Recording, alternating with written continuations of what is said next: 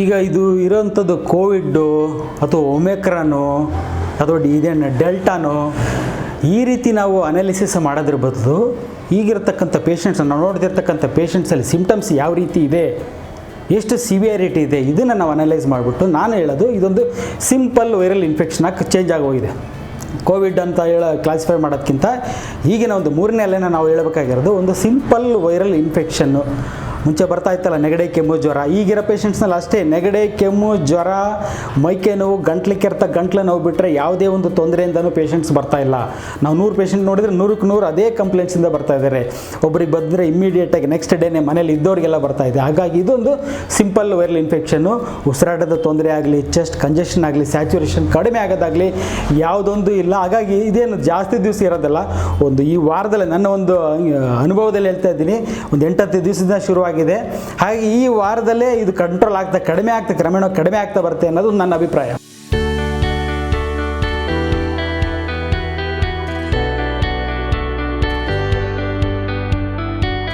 ನಾನು ಆವಾಗಲೇ ಹೇಳಿದೆ ಇದೊಂದು ಸಿಂಪಲ್ ವೈರಲ್ ಇನ್ಫೆಕ್ಷನ್ ಅಂತ ಮಾಡಿ ಟೆಸ್ಟ್ ಮಾಡಿಸ್ಬೇಡಿ. ಅನವಶ್ಯಕವಾದ ಟೆಸ್ಟ್ ಮಾಡಿಸ್ಬಿಟ್ಟು ಟೆಸ್ಟಿಗೆ ಹಣ ಖರ್ಚು ಮಾಡಿ ಏನೊಂದು ರಾಜ್ಯವನ್ನು ಬಡ ರಾಜ್ಯವಾಗಿ ಬಡ ದೇಶವಾಗಿ ಮಾಡೋದನ್ನು ನಿಲ್ಲಿಸಿಬಿಟ್ಟು ಅಭಿವೃದ್ಧಿ ಕಡೆ ಗಮನ ಹರಿಸ್ಬೇಕು. ಯಾಕಂದರೆ ಇದೊಂದು ಸಿಂಪಲ್ ವೈರಲ್ ಇನ್ಫೆಕ್ಷನ್ನು, ಇದನ್ನು ನಾವು ಟೆಸ್ಟ್ ಮಾಡಿಸ್ಬಿಟ್ಟು ತಿಳ್ಕೊಂಡು ಇದು ಕೋವಿಡ್ ಪಾಸಿಟಿವ್ ಇಲ್ಲ ಅಂತ ತಿಳ್ಕೊಂಡು ನಾವು ಮಾಡೋದಾದ್ರೆ ಏನಿದೆ, 2-3 ದಿವಸದಲ್ಲಿ ಜ್ವರ ಕಡಿಮೆ ಆಗ್ತಾ ಇದೆ, ಕೆಮ್ಮು ಒಂದನ್ನು ವಾರದಲ್ಲಿ ಕೆಮ್ಮು ಕಮ್ಮಿ ಆಗ್ತಾ ಇದೆ, ಮನೇಲಿ ಇದ್ದವರು ಎಲ್ಲ ಪ್ರತಿಯೊಬ್ಬರು ಕೂಡ 100% ಕ್ಯೂರ್ ಆಗ್ತಾ ಇದ್ದಾರೆ. ಇಂಥ ಕಾಯಿಲೆಗೆ ಟೆಸ್ಟ್ ಮಾಡಿ, ಒಬ್ಬರನ್ನ ಟೆಸ್ಟ್ ಮಾಡಿದ ನಂತರ ಮನೇಲಿ ಇದ್ದವ್ರನ್ನೆಲ್ಲ ಟೆಸ್ಟ್ ಮಾಡಿಬಿಟ್ಟು ಟೆಸ್ಟಿಂಗ್ ಸಂಖ್ಯೆನ ಜಾಸ್ತಿ ಮಾಡಿ ಪಾಸಿಟಿವಿಟಿನ ಜಾಸ್ತಿ ತೋರಿಸ್ಬಿಟ್ಟು ಏನು ಸಾಧಿಸ್ತಾ ಇದ್ದಾರೆ ಅನ್ನೋದು ಅರ್ಥ ಆಗ್ತಾ ಇಲ್ಲ. ನನ್ನ ಒಂದು ಅಭಿಪ್ರಾಯದಲ್ಲಿ ಕಂಪ್ಲೀಟಾಗಿ ಕೋವಿಡ್ ಟೆಸ್ಟ್ ಅನ್ನೋದು ಬ್ಯಾನ್ ಮಾಡಬೇಕು. ಇದೊಂದು ಕೋವಿಡ್ ಟೆಸ್ಟ್ ಅನ್ನೋದು ಇದೊಂದು ಮಾಫಿಯಾ ಅನ್ನಂಗೆ ಕಾಣ್ತಾ ಇದೆ. ನಂಬರನ್ನು ಜಾಸ್ತಿ ಮಾಡೋದು, ಅದರ ಹೆಸರು ಕೋವಿಡ್ ಟೆಸ್ಟ್ ಹೆಸರಲ್ಲಿ ದುಡ್ಡನ್ನು ಖರ್ಚು ಮಾಡೋದು, ಇದೆಲ್ಲ ಮಾಡೋದ್ರ ಬದಲು ಪೇಷಂಟ್ಸ್ಗೆ ಏನು ಬೇಕು ಸರಿಯಾಗಿದ್ದ ಒಂದು ಆರೋಗ್ಯ ಮಾಹಿತಿ ಕೊಡಬೇಕು, ಸರಿಯಾದ ಒಂದು ಮೆಡಿಸಿನನ್ನು ತೊಗೊಂಡು ಮನೆಯಲ್ಲಿರಲಿ ಅಂತ ಒಂದು ಹೇಳೋ ಒಂದು ಕೆಲಸ ಆಗಬೇಕಿಲ್ಲಿ. ಈ ಮೊದಲನೇದಾಗಿ ಈ ಅಂಕಿಅಂಶಗಳನ್ನು ಕೊಡೋದನ್ನು ನಿಲ್ಲಿಸಬೇಕು. ನಾನು ಹೇಳ್ತೀನಿ, ಈ ಪಾಸಿಟಿವಿಟಿ ರೇಟ್ ಅಂತ ಹೇಳ್ಬಿಟ್ಟು ಇವರು 5 ಇತ್ತು 10 ಆಯಿತು, ಇವತ್ತು 20 ಆಯಿತು, 22% ಆಯಿತು ಅಂತ ಹೇಳ್ತಾರೆ. ಇದು ಸುಳ್ಳಿದು. 100% ಇದೆ ಪಾಸಿಟಿವ್ ರೇಟು. ಆ್ಯಕ್ಚುಲಿ ನೆಗಡಿ ಕೆಮ್ಮು ಜ್ವರ ಅನ್ನೋ ಪೇಷಂಟ್ಸಿಗೆ ನಾವು ಟೆಸ್ಟ್ ಮಾಡಿದರೆ 100% ಅವರೆಲ್ಲರೂ ಪಾಸಿಟಿವ್ ಬರ್ತಾ ಇದ್ದಾರೆ. ಆ ಲೆಕ್ಕದಲ್ಲಿ ನೋಡಿದ್ರೆ ಪಾಸಿಟಿವಿಟಿ ಇಸ್ 100%. ಅವಶ್ಯಕತೆ ಇಲ್ಲ 100% ಪಾಸಿಟಿವಿಟಿ ಇರಲಿ, ಬಟ್ 100% ಕ್ಯೂರ್ ಇದೆಯಲ್ಲ, 3 ದಿವಸದಲ್ಲಿ ಪೇಷಂಟ್ ಆರಾಮಾಗ್ತಾ ಇದ್ದಾರೆ. ಅಂಥದ್ರಲ್ಲಿ ನೀವು ಪಾಸಿಟಿವಿಟಿ ತೋರಿಸೋ ಒಂದು ಅರ್ಥನೇ ಇಲ್ಲ ಅನ್ನೋದು ನನ್ನ ಅಭಿಪ್ರಾಯ.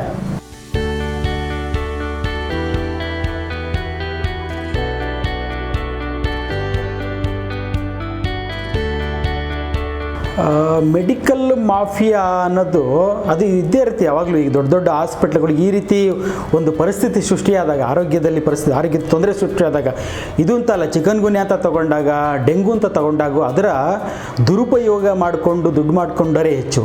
ಸೊ ಅದನ್ನು ಒಂದು ಮೆಡಿಕಲ್ ಮಾಫಿಯಾ ಅಂತ ಕರೆಯೋದಾದರೆ ಅದೊಂದು ಮೆಡಿಕಲ್ ಮಾಫಿಯಾ. ಅದರ ಜೊತೆಗೆ ಹೇಳ್ತಿಲ್ಲ, ಇದು ಟೆಸ್ಟಿಂಗ್ ಅವಶ್ಯಕತೆ ಇಲ್ಲ, ಟೆಸ್ಟಿಂಗನ್ನು ಜಾಸ್ತಿ ಮಾಡ್ತಾ ಹೋಗೋದು, ಟೆಸ್ಟಿಂಗ್ ಕಿಟ್ ಸೇಲ್ ಮಾಡೋದು, ಅನವಶ್ಯಕವಾದ ಮೆಡಿಸಿನ್ಸನ್ನು ಬಲವಂತವಾಗಿ ಪೇಷಂಟ್ಸಿಗೆ ಕೊಡೋದು, ಇದು ಕಿಟ್ ಅಂತ ಮಾಡಿಬಿಟ್ಟು, ಕೊರೋನಾ ಕಿಟ್ ಅಂತ ಮಾಡಿಬಿಟ್ಟು ಯಾವುದೇ ರೀತಿಯ ಲಕ್ಷಣಗಳು ಇಲ್ಲದೆ ಇರತಕ್ಕಂಥ ಪೇಷಂಟ್ಸಿಗೆ ಅಂಥವ್ರಿಗೂ ಕೂಡ ಮೆಡಿಸಿನ್ ತೊಗೊಳ್ಳಿ ಅಂತ ಹೇಳೋದು. ಇನ್ಫೆಕ್ಟ್ ಆಗಿರ್ತಕ್ಕಂಥ ಪೇಷಂಟ್ಸಿಗೂ ನೀವು ಬಲವಂತವಾಗಿ ನೀವು ವ್ಯಾಕ್ಸಿನೇಟ್ ಮಾಡಿಕೊಳ್ಳೇಬೇಕು. ಇನ್ಫೆಕ್ಷನ್ ಆದ್ಮೇಲೆ ಆ್ಯಂಟಿಬಾಡೀಸ್ ಬಂದಿರುತ್ತೆ, ಸ್ಟಿಲ್ ಆದರೂ ಕೂಡ ಅಂಥ ವ್ಯಕ್ತಿಗೂ ಕೂಡ ನೀವು ಬಲವಂತವಾಗಿ ವ್ಯಾಕ್ಸಿನೇಷನ್ ತೊಗೋಬೇಕು. ಇವೆಲ್ಲ ನೋಡಿದರೆ ಈ ಮೆಡಿಕಲ್ ಮಾಫಿಯಾ ಅಂತಂದರೆ ಸಣ್ಣ ಪುಟ್ಟವ್ರದ್ದಲ್ಲ, ಇದು ದೊಡ್ಡ ಮಟ್ಟದಲ್ಲಿ ಅಂದರೆ ಕಂಪನಿಗಳ ಮಾಫಿಯಾ. ಯಾವುದು ಮೆಡಿಸಿನ್ ತಯಾರು ಮಾಡ್ತಕ್ಕಂಥ ಕಂಪ್ನಿಗಳ ಮಾಫಿಯಾ, ವ್ಯಾಕ್ಸಿನೇಷನ್ ತಯಾರು ಮಾಡ್ತಕ್ಕಂಥ ಕಂಪ್ನಿಗಳ ಮಾಫಿಯಾ, ಹಾಗೂ ಟೆಸ್ಟಿಂಗ್ ಕಿಟ್ ತಯಾರು ಮಾಡ್ತಕ್ಕಂಥ ಕಂಪ್ನಿಗಳ ಮಾಫಿಯಾ ಅನ್ನೋದ್ರೆ ಯಾವುದೇ ಅನುಮಾನವೂ ಇಲ್ಲ.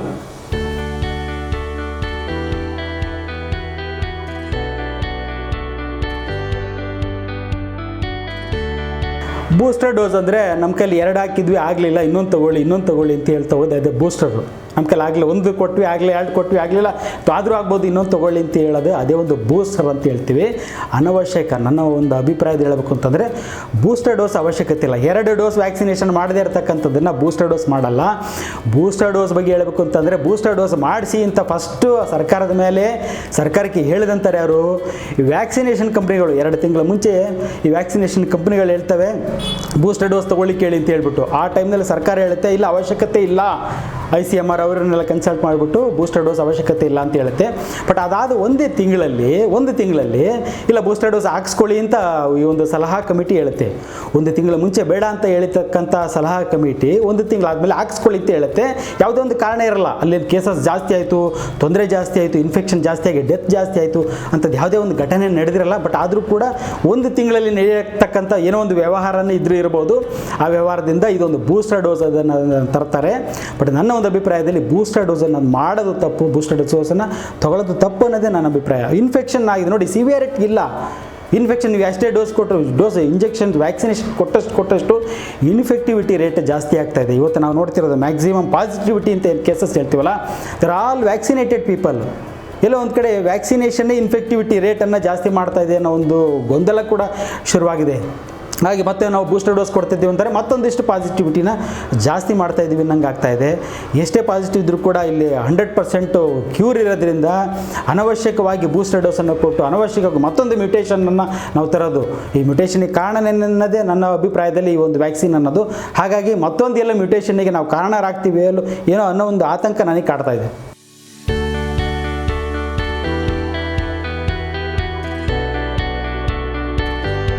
ಇದೊಂದು ಸುಳ್ಳು ಸುದ್ದಿ. ಒಮಿಕ್ರಾನ್ ಅನ್ನೋದು ಮಕ್ಕಳಿಗೆ ಟಾರ್ಗೆಟ್ ಮಾಡುತ್ತೆ ಹಾಗೆ ಅನ್ನೋದು ಮೊದಲನೇ ಅಲೆಯಿಂದನೂ ನೋಡ್ತಾ ಇದ್ದೀನಿ. ಮೊದಲನೇ ಅಲೆಯಲ್ಲೂ ಕೂಡ ಮಕ್ಕಳಲ್ಲಿ ಪಾಸಿಟಿವ್ ಬಂದಿರೋ ಕೇಸಸ್ ಇದ್ದಾವೆ. ಎರಡನೇ ಅಲೆಯಲ್ಲಂತೂ ಕಂಪ್ಲೀಟಾಗಿ ಪ್ರತಿಯೊಂದು ಮಗುವಿಗೂ ಕೂಡ ಇನ್ಫೆಕ್ಷನ್ ಆಗಿ ಪ್ರತಿಯೊಂದು ಮಗು ಕೂಡ ಒಂದು ಆ್ಯಂಟಿಬಾಡೀಸ್ನ ಬೆಳೆಸ್ಕೊಂಡಿದೆ. ಈಗ ಮೂರನೇ ಅಲೆ ಅದು ಸೆಲೆಕ್ಟೆಡ್ ಪೀಪಲ್ನ ನೀವು ವೈರಸ್ ಟಾರ್ಗೆಟ್ ಮಾಡಲ್ಲ. ಸೆಲೆಕ್ಟೆಡ್ ಪೀಪಲ್ನ ಟಾರ್ಗೆಟ್ ಮಾಡೋದು ಅಂತಂದರೆ ವ್ಯಾಕ್ಸಿನೇಷನ್ ಕಂಪ್ನಿಗಳು, ಈ ಮೆಡಿಸಿನ್ ಕಂಪ್ನಿಗಳು ಮೊದಲು ಏಜ್ ಆದವರಿಗೆ ಅಂತ ಹೇಳ್ಬಿಟ್ಟು ಮೊದಲು ವ್ಯಾಕ್ಸಿನೇಷನ್ ಮಾಡಿಸಿದ್ದು ಏಜ್ ಆದವರಿಗೆ, ಎರಡನೇ ಸಲ ದೊಡ್ಡವರಿಗೆ, ಯುವಕರಲ್ಲಿ ಅಂತ ಹೇಳ್ಬಿಟ್ಟು ಅವರಿಗೆ ಟಾರ್ಗೆಟ್ ಮಾಡಿಬಿಟ್ಟು ಅವರಿಗೆ ವ್ಯಾಕ್ಸಿನೇಷನು. ಈಗ ಮೂರನೇದು ವ್ಯಾಕ್ಸಿನೇಷನ್ ಮಾಡಬೇಕಾಗಿರೋದು ಮಕ್ಕಳಿಗೆ ವ್ಯಾಕ್ಸಿನೇಷನ್ ಮಾಡಬೇಕು. ಅದಕ್ಕೋಸ್ಕರ ಅಂತಲೇ ಇದು ಎಲ್ಲೋ ಟಾರ್ಗೆಟ್ ಮಾಡಿಬಿಟ್ಟು ಈ ಮೂರನೇ ಅಲೆ ಅನ್ನೋದು ಮಕ್ಕಳಿಗೆ ಬರುತ್ತೆ, ಇಲ್ಲಾಂತಂದರೆ ಮಕ್ಕಳಿಗೆ ವ್ಯಾಕ್ಸಿನೇಷನ್ ಮಾಡಿಸಲ್ಲ ಅಂತ ಹೇಳ್ಬಿಟ್ಟು ಮಕ್ಕಳಿಗೆ ಬರುತ್ತೆ ಅಂತ ಹೇಳಿಬಿಟ್ಟು ಈ ಟಾರ್ಗೆಟ್ ಮಾಡ್ತಾ ಇರೋದು ವ್ಯಾಕ್ಸಿನೇಷನ್ ಕಂಪ್ನಿಗಳ ಹೊರತು, ಮೆಡಿಸಿನ್ ಕಂಪ್ನಿಗಳ ಹೊರತು ಈ ಡಾಕ್ಟರ್ಸ್ ಆಗಲಿ ಅಥವಾ ಈ ವೈರಸ್ ಅಂತ ಯಾರನ್ನೂ ಟಾರ್ಗೆಟ್ ಮಾಡೋದೇ ಇಲ್ಲ. ಈ ಕಂಪ್ನಿಗಳ ಲಾಬಿನೇ ಈ ರೀತಿ ಟಾರ್ಗೆಟ್ ಮಾಡಿ ಹೇಳಿಕೆ ಕೊಡಿಸ್ತಾ ಇರೋದು.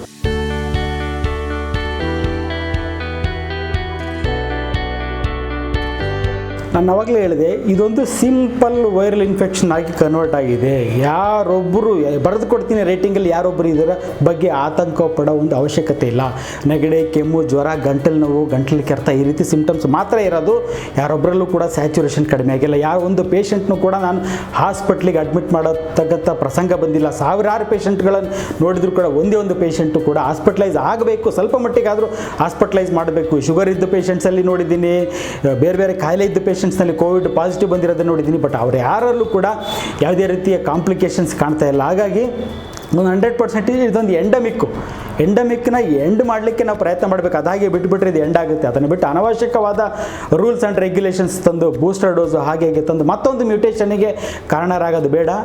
ಜನಸಾಮಾನ್ಯರಿಗೆ ಹೇಳ್ತಾ ಇದ್ದೀನಿ, ಯಾವುದೇ ಕಾರಣಕ್ಕಿದ್ದು ತೊಂದರೆ ಮಾಡಲ್ಲ. ನೀವು ಹಾಸ್ಪಿಟಲೈಸ್ ಆಗಿ ಮೆಡಿಕೇಷನ್ಸ್ ತೊಗೊಂಡು ಏನಾದ್ರು ತೊಂದರೆ ಆಗ್ಬೋದು ಹೊರತು ಈ ಲಕ್ಷಣಗಳಿಗೆ ಸಂಬಂಧಪಟ್ಟಂಥ ಮೆಡಿಸಿನ್ ತೊಗೊಂಡು ನಾವು ಕಂಪ್ಲೀಟಾಗಿ ಬೆಡ್ ರೆಸ್ಟ್ ಮಾಡಿದರೆ ಯಾವುದೇ ಒಂದು ಟೆಸ್ಟನ್ನು ಮಾಡುತ್ತಲ್ಲ. ನನಗೆ ಜ್ವರ ಇದೆ, ನೆಗಡಿ ಇದೆ, ಗಂಟ್ಲು ಕೆರೆತ ಇದೆ ಪೇಷಂಟ್ ಬಂದಾಗ ನಾನೇ ಅಡ್ವೈಸ್ ಕೊಡೋದಂದರೆ ಇದು ಕೋವಿಡ್ ಸಿಂಪ್ಟಮ್ಸ್, ಟೆಸ್ಟ್ ಮಾಡಿಸ್ಬೇಡಿ, ಇದಕ್ಕೆ ಬೇಕಾದಂಥ ಮೆಡಿಸಿನ್ ತೊಗೊಂಡು ಕಂಪ್ಲೀಟಾಗಿ ರೆಸ್ಟ್ ಮಾಡಿ ಅಷ್ಟೇ ಸಾಕು ಅಂತ ಹೇಳ್ತೀನಿ.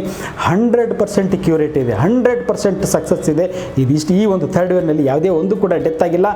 ಈ ಒಂದು ಸ್ಟ್ಯಾಟಿಸ್ಟಿಕ್ಸ್ ಪ್ರಕಾರ ಸರ್ಕಾರ ಏನಾದರೂ ಕೋವಿಡಿಂದ ಇವತ್ತು ಕರ್ನಾಟಕದ 5 ಡೆತ್ತು ಅಂತ ಹೇಳಿದರೆ 100% ನನ್ನ ಒಂದು ಅಭಿಪ್ರಾಯದಲ್ಲಿ ಏನು ಅಂತಂದರೆ ಅವರೆಲ್ಲ ಹಾಸ್ಪಿಟ್ಲಲ್ಲಿ ಅಡ್ಮಿಟ್ ಆಗಿ ಬೇರೆ ಕಾಯಿಲೆಯಿಂದ ಹಾಸ್ಪಿಟ್ಲಲ್ಲಿ ಅಡ್ಮಿಟ್ ಆಗಿರೋರು. ಕೋವಿಡ್ ಬಂದು ಸ್ಯಾಚುರೇಷನ್ಗೆ ಕಮ್ಮಿಯಾಗಿ ಅಡ್ಮಿಟ್ ಆಗಿರೋಂಥ ಪೇಷಂಟ್ಸ್ ಯಾರೂ ಇಲ್ಲ.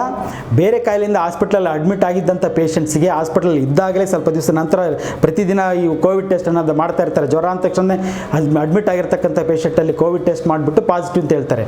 ಪೇಷಂಟ್ ಅಡ್ಮಿಟ್ ಆಗಿರೋದು ಬೇರೆ ಕಾಯಿಲೆಗೆ, ಮಧ್ಯದಲ್ಲಿ ಟೆಸ್ಟ್ ಮಾಡಿ ನೋಡಿದಾಗ ಪಾಸಿಟಿವ್ ಬರುತ್ತೆ, ಪೇಷಂಟ್ ಸಾಯೋದು ಬೇರೆ ಕಾಯಿಲೆಯಿಂದ. ಬಟ್ ಅದಕ್ಕೆ ಹೆಸರು ಕೊಡ್ತಾ ಇರೋದು ಇವರು ಕೋವಿಡ್ಡಿಂದ ಅಂತ. ಯಾವ ಒಬ್ಬ ಪೇಷಂಟು ಇವತ್ತು ಭಾರತದಲ್ಲಿ 300-250 ಪೇಷಂಟ್ಸ್ ಸಾಯ್ತಾ ಇದ್ದಾರೆ ಅಂತ ಹೇಳಿದರೆ ಅದರಲ್ಲಿ ಯಾವೊಬ್ಬ ಪೇಷಂಟು ಕೋವಿಡಿಂದ ಸತ್ತಂಥ ಪೇಷಂಟ್ ಅಲ್ಲ. ಬೇರೆ ಕಾಯಿಲಿದ್ದ ಸತ್ತಂಥ ಪೇಷಂಟ್ಸು, ಬಟ್ ಅನಿವಾರ್ಯವಾಗಿ ಎಲ್ಲರಲ್ಲೂ ಪಾಸಿಟಿವ್ ಬರ್ತಾ ಇದೆ, ಹಾಗಾಗಿ ಅವರಲ್ಲೂ ಪಾಸಿಟಿವ್ ಬಂದು ಅದನ್ನು ಅನಿವಾರ್ಯವಾಗಿ ಇವರು ಲೇಬಲ್ ಮಾಡ್ತಾ ಇರೋದು ಕೋವಿಡಿಂದ ಡೆತ್ ಅಂತ ಹೇಳ್ಬಿಟ್ಟು. ಹಾಗಾಗಿ ಯಾರು ಭಯಪಡೋ ಆತಂಕಪಡೋ ಒಂದು ಅವಶ್ಯಕತೆ ಇಲ್ಲ. ನಿಮ್ಮ ಆರೋಗ್ಯ ಕಾಪಾಡ್ಕೊಳ್ಳಿ, ಯಾರ ಮೇಲೂ ನಂಬಿಕೆ ಇಡಬೇಡಿ. ನಿಮ್ಮ ಆರೋಗ್ಯ ನಿಮ್ಮ ಕೈಲಿರುತ್ತೆ. ನಿಮ್ಮ ಆರೋಗ್ಯ ಕಾಪಾಡ್ಕೊಳ್ಳೋ ಒಂದೇ ಕೆಲಸ ಮಾಡಿ, ಸಿಂಪ್ಟಮ್ಯಾಟಿಕ್ ಟ್ರೀಟ್ಮೆಂಟ್ ತೊಗೊಳ್ಳಿ, ಧೈರ್ಯವಾಗಿರಿ, ಮನೇಲಿರಿ, ಸಿಂಪ್ಟಮ್ಸ್ ಕಡಿಮೆ ಆಗೋವರೆಗೂ ಮನೇಲಿರಿ, ಲಕ್ಷಣಗಳೆಲ್ಲ ಹೋದ್ಮೇಲೆ ನಂತರ ಮನೆಯಿಂದ ಹೊರಗಡೆ ಬಂದು ಕೆಲಸ ಮಾಡಿ, ಅನವಶ್ಯಕವಾಗಿ ಟೆಸ್ಟನ್ನು ಮಾಡಿಸ್ಬೇಡಿ, ಭಯ ಪಡಬೇಡಿ ಅನ್ನೋದೇ ನನ್ನ ಒಂದು ಹೇಳಿಕೆ.